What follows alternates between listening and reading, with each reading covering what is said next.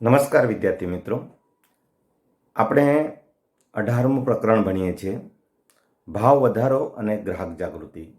પહેલા ભાગમાં આપણે ભાવ વધારા વિશે જોઈ ગયા. હવે આપણે ગ્રાહક જાગૃતિ વિશે જોઈએ છે. તો ગ્રાહક જાગૃતિ આપણે ટીવીમાં ઘણી વખત જોઈએ છે, જાગો ગ્રાહક જાગો, અને એવી એડ આપણે ઘણી વખત જોઈ રહીએ છીએ. તો આ એના માટે જ એક વિષય છે કે ગ્રાહકે આ જે બજારમાં વસ્તુ ખરીદે અને એમાં એ છેતરાય નહીં અને એને કોઈ આર્થિક અને શારીરિક નુકસાન કે માનસિક નુકસાન ન થાય, એના માટે આ એક મહત્ત્વની બાબતો છે. તો ગ્રાહક જાગૃતિ શા માટે જરૂરી છે? આપણે જાણીએ છીએ કે બજારમાં અનેક જાતની વસ્તુઓ, એક સરખી વસ્તુઓ બજારમાં મળે છે અને દરેકનો ભાવ પોતપોતાની રીતે અલગ અલગ લેવામાં આવે છે. તો એના માટે થઈને આપણે જો ગ્રાહક જાગીએ, એટલે ગ્રાહક જો સમજી વિચારીને વસ્તુ ખરીદે તો એ છેતરાય નહીં. એટલા માટે ગ્રાહક જાગૃતિ જરૂરી છે. એટલે વિવિધ બ્રાન્ડની જે વસ્તુઓ છે, એક સરખી દેખાતી વસ્તુઓ છે, એ વસ્તુને આપણે વ્યવસ્થિત સમજી વિચારીને ખરીદીએ. એટલા માટે ગ્રાહક સમજવું જોઈએ. ગ્રાહક જે વસ્તુ કે માલ કે જે સેવા કે નાણાં કે અવેજમાં જે ખરીદે છે એ ગુણવત્તાવાળી હોવી જોઈએ. એને વ્યાજબી વજન, વ્યાજબી કિંમત અને એને ગુણવત્તાવાળી વસ્તુઓ મળવી જોઈએ. એના માટે આ એક એવી જે વ્યવસ્થા ઊભી કરવામાં આવે છે, જે ગ્રાહકને નિશ્ચિત ગુણવત્તા અને વજનવાળી વ્યાજબી કિંમત વસ્તુ મળી રહી, એવી જે વ્યવસ્થા છે એને આપણે ગ્રાહક સુરક્ષા કહીશું. ગ્રાહક સુરક્ષા માટે સૌપ્રથમ જે ચળવળ ઉપાડેલી, આંદોલન જેને ઉપાડ્યું, એ છે અમેરિકાના રાલ્ફ નાડાર. આ નામ યાદ રાખવા જેવું છે મિત્રો. રાલ્ફ નાડાર, એમણે આની પહેલ કરી હતી ગ્રાહક જાગૃતિ માટે. એટલે ગ્રાહક આંદોલનના જન્મદાતા તરીકે આપણે એનું નામ લઈ શકીએ. હવે ગ્રાહકોનું વિવિધ પ્રકાર જે શોષણ થાય છે એના વિશે જોઈએ. આપણે બધા લોકો જાણીએ છીએ, આપણને દુકાનદારો, વેપારીઓ આપણને કેવી રીતે છેતરતા હોય છે. તો ગ્રાહકોને વિવિધ રીતે છેતરતા હોય છે. પેકિંગ પર લખ્યું હોય એના કરતાં ઓછું વજન હોય, હલકી ખામીયુક્ત નકલી વસ્તુ કે માલ સામાન આપે, છાપેલી કિંમત કરતાં વધારે પૈસા ખરીદે, કેટલીક વાર આપણને જોખમ ભરેલી વસ્તુ, એટલે કે આપણને શારીરિક નુકસાન થાય એવી વસ્તુ આપણને પધરાવી દે, જે સરકારે ભાવ નક્કી કર્યો હોય એના કરતાં વધારે કિંમત લે. કેટલીક વાર આપણે જે બાંધકામ કરતા હોઈએ, ચીજ વસ્તુઓ લેતા હોઈએ, કે બેંકમાં વીમો કે ટેલિફોન કે પછી દફતરી સેવા, એમાં બધી જે ખામી હોય છે એ એક પ્રકારની આપણને છેતરામણી કહેવાય. તો એના માટે થઈને આ ગ્રાહક જાગૃતિ ખૂબ જરૂરી છે. સરકારે આ માટે વિવિધ પ્રકારના કાયદા પણ ઘડ્યા છે. કેટલાક લોકો લોભામણી જાહેરાતો આપે, અને ગ્રાહક જે છે એ પસંદગી કરવામાં ભૂલ થઈ જાય એ પ્રકારની જાતની રીત રસમો અપનાવે અને શારીરિક, માનસિક રીતે આપણને એ નુકસાન પહોંચાડતા હોય છે. તો એના માટે થઈને ગ્રાહકના કઈ રીતે શોષણ થાય એના વિશે આપણે જોઈએ. તો આપણું શોષણ કઈ રીતે થાય એના વિશે આપણને થોડીક બાબતો ખ્યાલ હોવી જોઈએ. એક તો ગ્રાહક પોતે જવાબદાર છે. આપણે પોતે છેતરાઈએ છીએ. આપણને ઘણી વખત એવી જાહેરાતો જોઈને આપણે છેતરાઈ જઈએ છીએ. તો એક તો આપણી અજ્ઞાનતા હોય છે, આપણામાં જાગૃતિ ન હોય, આપણે ઘણી વખત અભણ હોય. બીજું કે આપણે કદાચ છેતરામણી થાય પણ આપણે વિરોધ ન કરીએ, તો એના કારણે આપણું નુકસાન થાય, આપણું શોષણ થાય. કેટલીક વખતે આપણે વસ્તુ ખોટી આવી ગઈ છતાં પણ એની સામે આપણે અવાજ ઉઠાવતા નથી. આ આપણી લડતની જે અભાવ વૃત્તિ છે એના કારણે આપણે છેતરાતા હોય છે. એટલે કેટલીક વાર આપણે પોતે પણ જવાબદાર છે. બીજું, કેટલીક વાર માહિતી ઓછી હોય છે. બીજું મહત્વનું કારણ, માહિતી જે આપણે છે એ મર્યાદિત હોય છે. આપણે જે વસ્તુ લેવા જઈએ છીએ એ વસ્તુ વિશેની પૂરી માહિતી હોતી નથી. એટલે ખરેખર ઉત્પાદકો જે વસ્તુઓ આપણી સામે મૂકી છે એ વસ્તુ કેવી છે, એ ખરેખર કઈ કંપનીની છે એના વિશે આપણને પૂરતી ખબર જ નથી હોતી. એટલે માહિતી ન હોવાને કારણે આપણને જે તે વસ્તુ, ગમે તે વસ્તુ આપણને પધરાવી દેવામાં આવતી હોય છે.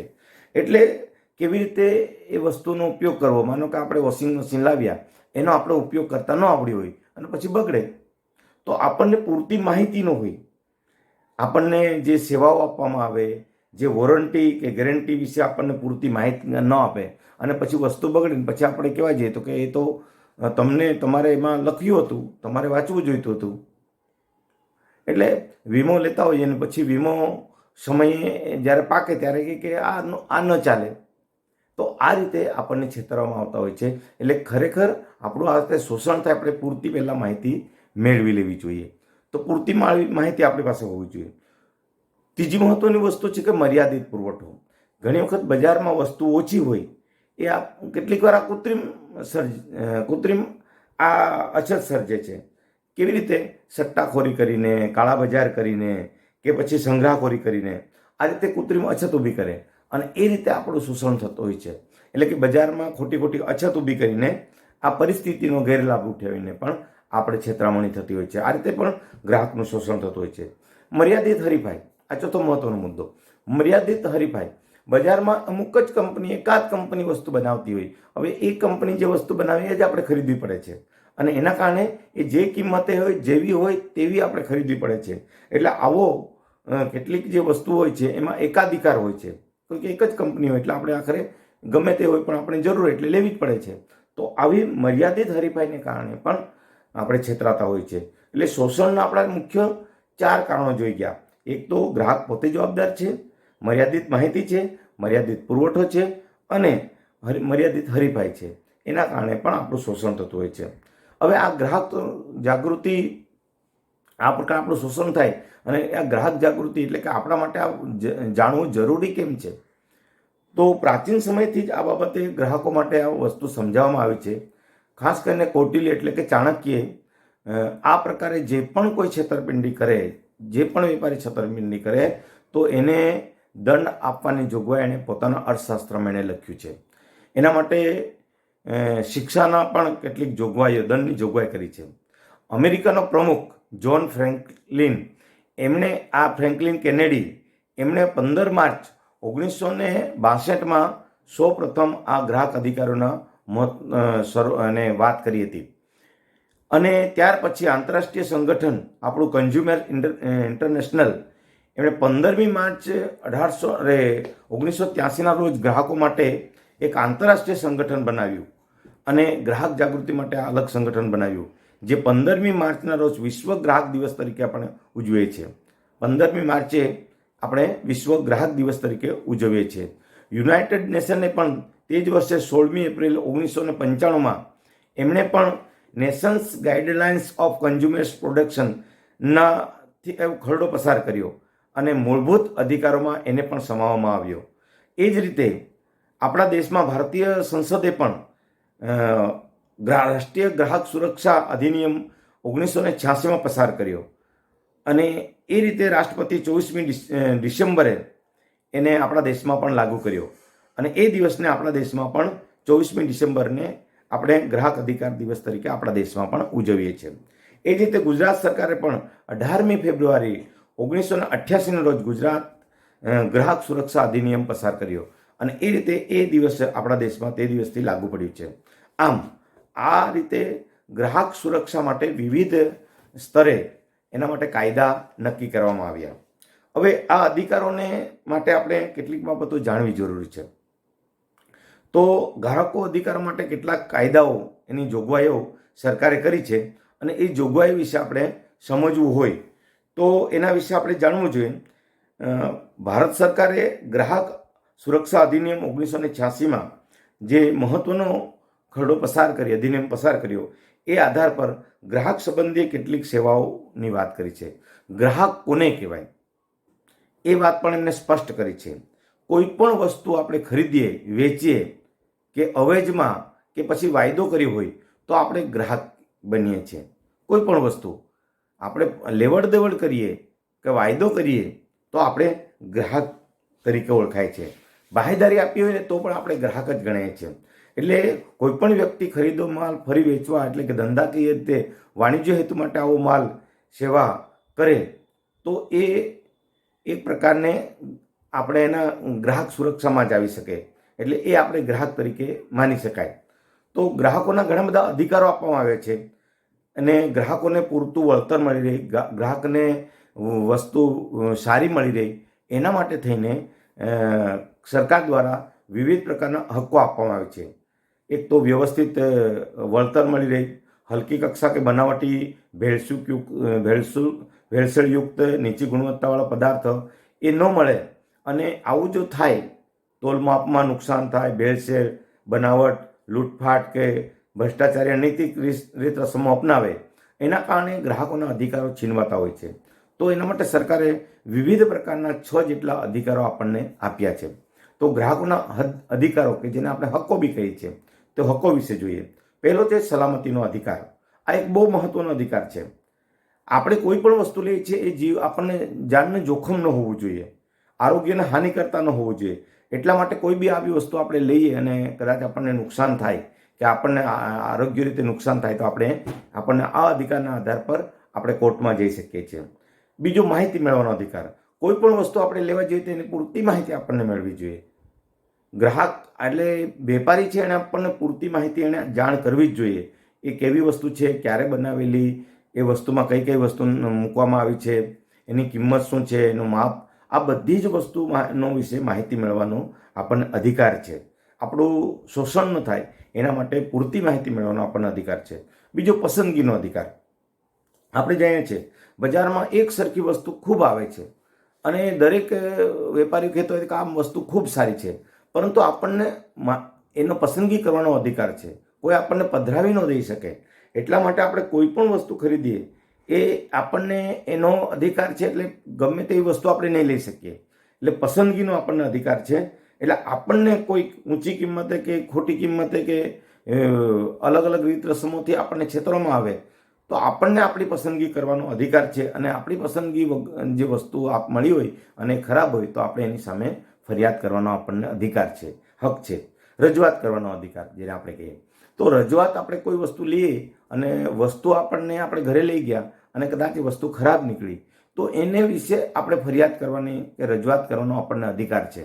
જો દરેક વ્યક્તિ આ વસ્તુ સમજે કે આપણે કોઈ પણ વસ્તુ લઈએ છીએ એને આપણે ફરિયાદ કરી શકીએ, તો જે વેપારી છે એ વેપારીઓને આ પ્રકારે આપણને છેતરી ન શકે. એટલે એક ફરિયાદ કરવાનો પણ આપણને અધિકાર છે. અને ફરિયાદ કરવા માટે આપણે વિવિધ પ્રકારના રાજકીય, બિન રાજકીય મંડળો બનાવી શકીએ છીએ. ગ્રાહક સુરક્ષામાં આપણે આ પ્રકારના મંડળો બનાવીએ અને એના દ્વારા આપણે રજૂઆત કરી પણ શકીએ છીએ. એટલે રજૂઆતનો અધિકાર. બીજું છે ફરિયાદ નિવારણનો અધિકાર છે આપણને.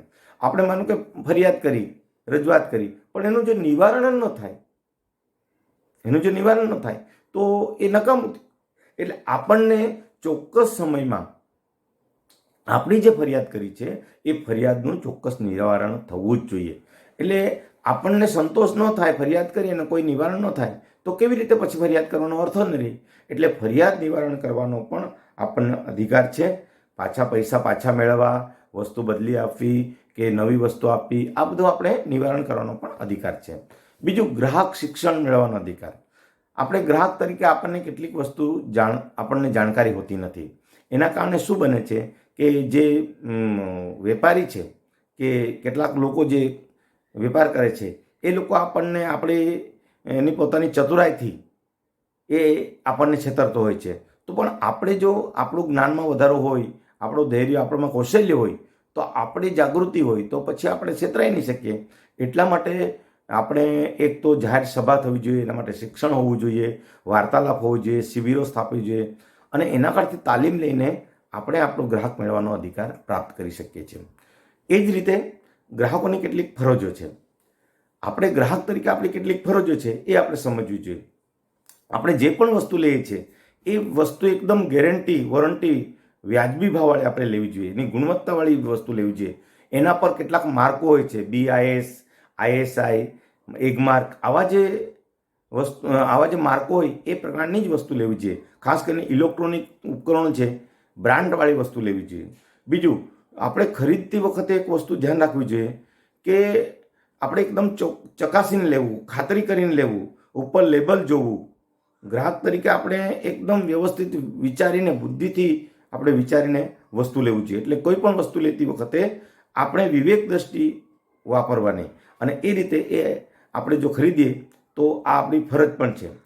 બીજું કે આપણે જ્યારે એક સારા સજ્જન માણસો છે તો આપણે એ વિચારવું જોઈએ કે ખોટી રીતે વિક્રેતા કે ઉત્પાદક આપણને ગમે તેવી વસ્તુ પધરાવી દે તો આપણે લેવી ન જોઈએ, આપણે વિચારવું જોઈએ. જ્યારે આપણે ખરીદીએ ત્યારે પાકું બિલ લેવું જોઈએ, નાણાં ચૂકવ્યાની રસીદ લેવી જોઈએ, વોરંટી કાર્ડ કે ગેરંટી કાર્ડ આપણે માંગવાનો રાખવો જ જોઈએ. આપણે ઘણી વખત વસ્તુ ખરીદીએ છીએ પરંતુ બિલ લેતા નથી, આ ખોટું છે, એટલે બિલ લેવું જોઈએ. બીજું, કેટલાક આપણે ગ્રાહક સંગઠનો સ્થાપવા જોઈએ. આ આપણી ફરજ છે કે આપણે 4-5 લોકો ભેગા મળીને કે 15 લોકો ભેગા મળીને આપણે એક ગ્રાહક મંડળ સ્થાપવા જોઈએ અને એના દ્વારા આપણે કુટુંબના લોકો ભેગા કે બિન રાજકીય સંગઠન બનાવીને પણ ગ્રાહક માટે આપણે એક મહત્વના એક મંડળો સ્થાપવા જોઈએ, જેથી આપણે એની ફરિયાદ કરી શકીએ. એટલે ફરિયાદ કરવા માટે આપણે આ મૌખિક કે લેખિત રીતે આપણે ફરિયાદ કરવી જોઈએ.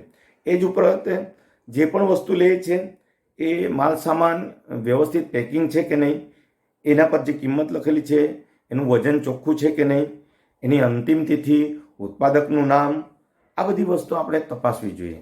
એકદમ વ્યવસ્થિત જોઈને લેવું જોઈએ. બીજું, એ વજન કાંટા હોય એ નકલી પણ હોય છે, એ ઓછા વજનિયા પણ હોય છે, ઓછું ઘટ હોય, એ માપિયા જે હોય છે એ બરાબર છે કે નહીં, એ બધું આપણે જાણવું જોઈએ. એ જ રીતે કોઈ ભેળસેળવાળી વસ્તુ આપણને પ્રાપ્ત નથી થઈને એને પણ આપણે ધ્યાન રાખવું જોઈએ. ખરીદતી વખતે આપણા માપિયા જે તોલમાપના સાધનો છે એ બરાબર, ઇલેક્ટ્રોનિક સાધનો છે એ બરાબર છે કે નહીં એની જોઈને આપણે ખાતરી કરી લેવી જોઈએ. અને કદાચ કોઈ આપણને ભૂલ જણાય તો તોલમાપ અધિકારી જે છે, કાનૂની અધિકારીઓ છે, એને જઈને આપણે ફરિયાદ કરવી જોઈએ. આપણે ઘરે ગેસ સિલિન્ડર આપે છે તો સિલિન્ડર એ વજન બરાબર છે કે નહીં, ટેક્સીમાં બેસીએ તો ઝીરો કરીને બેસવું. આપણે ઘણી વખત પેટ્રોલ ડીઝલ પુરાવા જઈએ ત્યારે આપણે એ ઝીરો બરાબર થયું કે નહીં એ જોવું જોઈએ. માપિયા હોય છે તો ફીણ ઉપર આવી ગયો હોય એવું ન ભરી દેવું જોઈએ, એને પૂરેપૂરું ફીણ નીચે બેસવું જોઈએ. વજન ત્રાજવા છે એ પણ બરાબર છે કે નહીં એનું આપણે ધ્યાન રાખવું જોઈએ. તો આ રીતે આપણા કેટલાક સાધનોને પણ તપાસવું જોઈએ. રેલવે હોય કે બેંક કે વીમા કંપની હોય, હોસ્પિટલો હોય, તો આપણે જે આપણને સેવા જે આપી હોય છે, આપણને પહેલાં જે કહેવાય કે તમને આ પ્રકારે સુવિધા આપવામાં આવશે, પરંતુ ત્યાર પછી આપણને એ સુવિધા નહીં આપે તો આપણે ખરેખર એ સ્થાનિક ટીવીમાં કે વર્તમાનપત્રમાં એ પ્રકાશિત કરવું જોઈએ, જેથી બીજા લોકો એનો ભોગ ન બને. આ રીતે ગ્રાહક જાગૃતિના મંડળો, ઝુંબેશો, આંદોલનો કરીને આપણે ચર્ચા વિચારણા કરીને પણ આપણે આપણી ફરજો નિભાવવી જોઈએ. તો આ જ રીતે આજે ગ્રાહક સુરક્ષા છે એના માટે થઈને સરકાર દ્વારા 3 સ્તરે એની અલગ અલગ કોર્ટ બનાવી છે. એ રાષ્ટ્રીય ગ્રાહક સુરક્ષા અધિનિયમ 1986 આધાર પર કેન્દ્રીય ગ્રાહક સુરક્ષા કાઉન્સિલ, જે રાષ્ટ્રીય ઉપભોક્તા આયોગ તરીકે ઓળખાય છે, ત્યાર પછી રાજ્ય કક્ષાએ રાજ્ય ઉપભોક્તા આયોગ બનાવ્યું છે અને જિલ્લા કક્ષાએ જિલ્લા ફોરમ છે. તો કેન્દ્ર કક્ષાએ જે છે એમાં આપણે જોઈએ તો કેન્દ્ર કક્ષાએ જ્યાં 20 લાખથી 1 કરોડ સુધીનું વળતર આપણને આ રાષ્ટ્રીય ઉપભોક્તા આયોગમાં આપણે મેળવી શકીએ છીએ. એ જ રીતે એ આપણે આ જે 1 કરોડથી ઉપરનું જે રાષ્ટ્રીય કમિશન જે છે એમાં 1 કરોડથી ઉપરનો આપણે કોઈ પણ દાવો હોય કરી શકીએ. એમાં 5 જેટલા સભ્યોની બેચ હોય છે અને 90 દિવસમાં એનું નિવારણ થતું હોય છે. એ જ રીતે રાજ્ય કક્ષા કમિશન જે છે, રાજ્ય ફોરમ, એ આજે 35 જેટલા ફોરમો કાર્યરત છે. 20 લાખથી 1 કરોડ સુધીનો એમાં દાવો માંડી શકાય છે અને એમાં 90 દિવસમાં આપણે 30 દિવસમાં એને આપણે ફરિયાદ નિવારણ કરવાનું હોય છે અને 50% કે 35,000ની ડિપોઝિટ ભરેથી આપણે આ કમિશનમાં અપીલ કરી શકીએ છીએ. એ રીતે જિલ્લા ફોરમ છે. તો જિલ્લા ફોરમમાં આપણા દેશમાં 571 જેટલી જિલ્લા ફોરમો છે, જેમાં 20 લાખથી નીચેનો જે વળતર છે એમાં આપણે દાવો માંડી શકીએ છીએ. એમાં પણ 30 લાખ સુધીનો દાવો આપણે એમાં માંડી શકીએ છીએ. તો આ રીતે આ રાષ્ટ્રીય કમિશન, રાજ્ય કમિશન અને જિલ્લા ફોરમ એમાં આપણે પોતે જઈને જે કેટલાક આપણે પૈસા ભરીને આપણે એમાં ફરિયાદ કરી શકીએ છીએ. ગ્રાહક મંડળો સ્થાપવાનું પણ એક મહત્વની વસ્તુ છે. આપણા દેશમાં વિવિધ પ્રકારના સ્વૈચ્છિક ગ્રાહક મંડળો તાલુકા કક્ષાએ, જિલ્લા કક્ષાએ અને રાષ્ટ્ર કક્ષાએ આવા સ્વૈચ્છિક ગ્રાહક મંડળો સ્થાપવાનું પણ હોય છે, જ્યાં આપણે પોતે ગ્રાહક મંડળોમાં સભ્ય બનીને આપણે આપણા અધિકારો, આપણી જે ફરજો એના વિશે આપણે જાણી શકીએ છીએ. સરકાર દ્વારા ગ્રાહકોને શોષણ ન થાય એના માટે જાહેર વિતરણ પ્રણાલી ઊભી કરી છે. આપણે જાણીએ છીએ જે આગળ આપણે જોઈ ગયા કે જાહેર વિતરણ પ્રણાલી જે છે જેમાં સરકાર દ્વારા વિવિધ રીતે લોકોને સસ્તા અનાજની દુકાનોમાં વસ્તુ મળતી હોય છે. તોલ માપ માટે પણ સરકારે કેટલાક કાયદા બનાવ્યા છે અને એના માટે કેટલાક અધિકારીઓ નિમ્યા છે અને તાલુકા, જિલ્લા અને રાજ્ય લેવલે કેટલાક અધિકારીઓ છે. ત્યાં એ તોલમાપ અધિકારીઓ હોય છે, ત્યાં એ લોકોએ એ રીતે વિવિધ પ્રકારે એનું જે માપ છે એને જાણવા મળે છે. ભારત સરકારે ગુણવત્તા માટે 1947માં ઇન્ડિયન સ્ટાન્ડર્ડ ઇન્સ્ટિટ્યૂટ એટલે ISI નામની સંસ્થા કરી છે અને 1986માં bureau of Indian standard A રીતે એને આજે ઓળખાય છે. ISIનો એક માર્કો છે, આપણે બધા લોકો જાણીએ છીએ. એ જે માર્કો હોય એ જે પણ વેપારી વસ્તુ વેચવાનો હોય એના પર આ માર્કોની છૂટ આપે છે. એ જ રીતે ખેતી આધારિત જે છે એના પર એગ માર્ક હોય છે, લખેલું હોય છે એગ માર્ક, ખેતી અથવા પશુ પેદાશો પર. એ 1937માં કાયદો department of marketing intelligence DMI એના દ્વારા પરવાનો આપવામાં આવે છે, જે BISનો માર્કો એમાં લગાવવામાં આવે છે. આ રીતે સોના દાગીના જે છે એ લેવાના હોય તો એનામાં BIS દ્વારા એમાં 916 નંબર જે 22 કેરેટ જે સોનું હોય છે એના માટે હોય છે. બીજો જે એક નામનું હોલમાર્ક એમાં હોય છે. એટલે આ રીતે સોના માટે પણ એક ગેરંટીવાળો માલ આપણને મળી લે. એ રીતે FPO જે ખાસ કરીને ફૂડ, જ્યુસ, ફન એના માટે પણ એક ખાસ જે આપણા ટીન હોય છે ફૂડના કે પીણાના, એના પર બી આ FPO એવો માર્ક હોય છે. એ જ રીતે બીજા પણ માર્કો છે. એ ECO એ માર્કો સાબુ, ડિટર્જન્ટ, કાગળ કે લુબ્રિકેટિંગ ઓઇલ, મટીરિયલ, રંગ રસાયણ માટે ખાસ હોય છે. તો આવા જે માર્કો ભારત સરકારે નક્કી કર્યા છે, તો આ માર્કો જે છે એ માર્કો જોઈને જ આપણે વસ્તુ લેવી જોઈએ. આ આંતરરાષ્ટ્રીય કક્ષાએ પણ આ પ્રકારના વિવિધ માર્કો બનાવવામાં આવ્યા છે. આંતરરાષ્ટ્રીય કક્ષાએ ISO માર્ક છે. એ આ ISO જે ઇન્ટરનેશનલ સ્ટાન્ડર્ડાઇઝેશન ઓર્ગેનાઇઝેશન છે, જીનીવામાં એની મુખ્ય ઓફિસ છે. 1947માં આ આંતરરાષ્ટ્રીય આ કક્ષાએ આ ISO કંપની સ્થાપવામાં આવી. એમાં આંતરરાષ્ટ્રીય સમજૂતી મુજબ ISO 9000 આંતરરાષ્ટ્રીય ગુણવત્તાવાળા માપન માટેનું એક પ્રમાણપત્ર આપવામાં આવે છે. ISO 14000 એ શ્રેણીનું વ્યવસ્થાપન આજે કર્યું છે. એ રીતે CAC એ માર્કો પણ આંતરરાષ્ટ્રીય કમિશન છે.